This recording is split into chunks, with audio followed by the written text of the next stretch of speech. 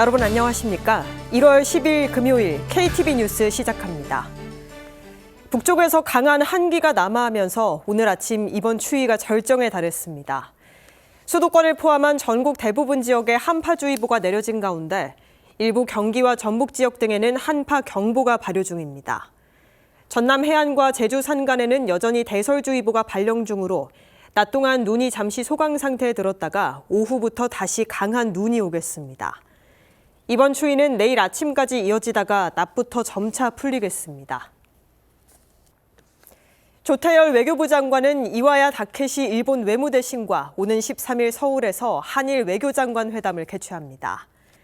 이번 회담에서는 한일 관계와 한미일 협력, 북한 문제 등을 논의할 전망입니다.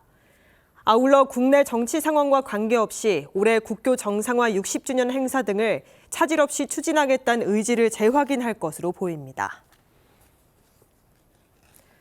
윤석열 대통령에 대한 체포영장이 발부된 나흘째인 오늘, 공수처는 아직 특별한 움직임을 보이지 않고 있습니다.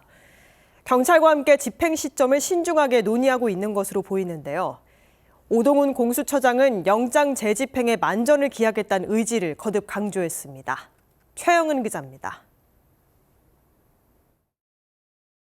공수처가 윤석열 대통령 체포영장 집행 시점과 방법에 대한 고민을 이어가고 있습니다. 체포영장의 유효기간은 공개되지 않았습니다.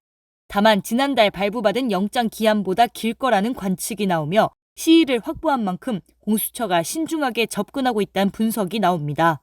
일부 언론은 약 3주, 즉 설 연휴 전까지 영장이 유효하다고 보도했습니다.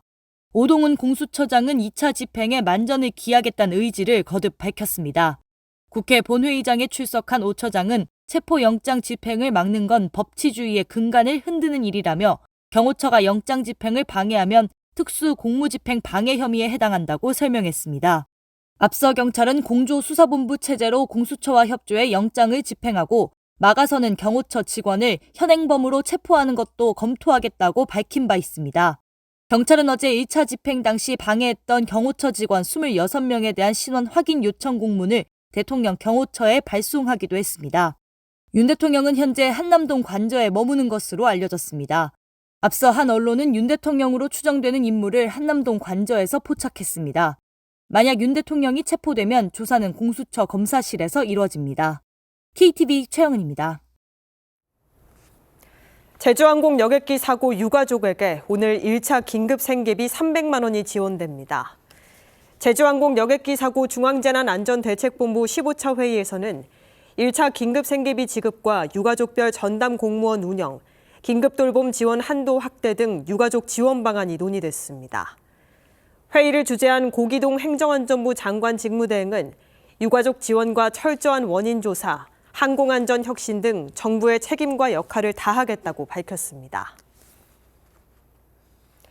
KTV 뉴스를 마칩니다. 저희는 내일도 국정 소식을 한 걸음 더 빠르게 전해드리겠습니다.